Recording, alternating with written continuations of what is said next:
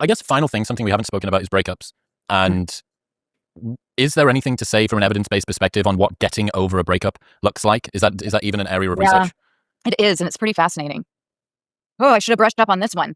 This one has a lot to do with neuroscience. In fact, I bet Huberman could tell you a lot on it. And actually, I would listen to that in a heartbeat. But what we do know is that people actually have a drug withdrawal-like response to a breakup. So you were getting this oxytocin from the love relationship and also from the familiarity. There are a couple different reasons for this. When you're in a relationship, you have these patterns of things you do with your partner. And if you were very close and together for a long time, there's the stress of disentangling your lives. And if you have to move, that's one of the most stressful life events there is a relocation. So you're dealing with that. Then you also had, breakfast together on Sundays or TV day on Saturdays when you're both wiped or hungover, or, you'd go to your parents on Sunday afternoon, or whatever those little rituals were, you had them and they were built in. Now you're going to have these empty pockets of time that aren't filled with these familiar comforts. So that's disrupting as it is and stressful. But on top of that, you're not getting the physical touch and intimacy. You're not getting the romantic love if you're in the early stages of the relationship. And so you're actually having this withdrawal syndrome. And it's going to feel a lot like drug addiction. So there are a couple different things you can do recognizing that. When you are addicted to drugs, when you're going through withdrawal, your body wants more of that drug. It wants that hit of oxytocin. And so you're going to start fantasizing and thinking wholly about that thing you want. And that means you're going to idealize the relationship. You're going to idealize your ex. And it's just the way you would start to obsess about that drug.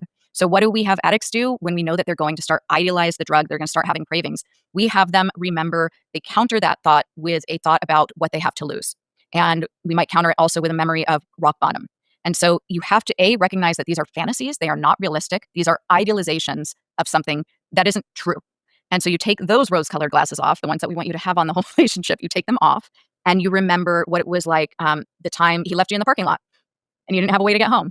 Or, I don't know, you think of the worst times. And then you also need to find positive activities to fill those empty pockets. So where somebody was using in the past, now they have to, call their sponsor or they go do something enjoyable like work out. You do the same thing when you used to do brunch with your partner or whatever else it was that is making you miss them suddenly. So call a friend, go to brunch with a friend. I have this weird thing where I love cheap magazines. To me, it's like, doesn't harm you because it's not junk food and it's kind of a quick fix and I can look at fashion and stuff. And as long as I don't shop, I love that as like a quick hit of oxytocin.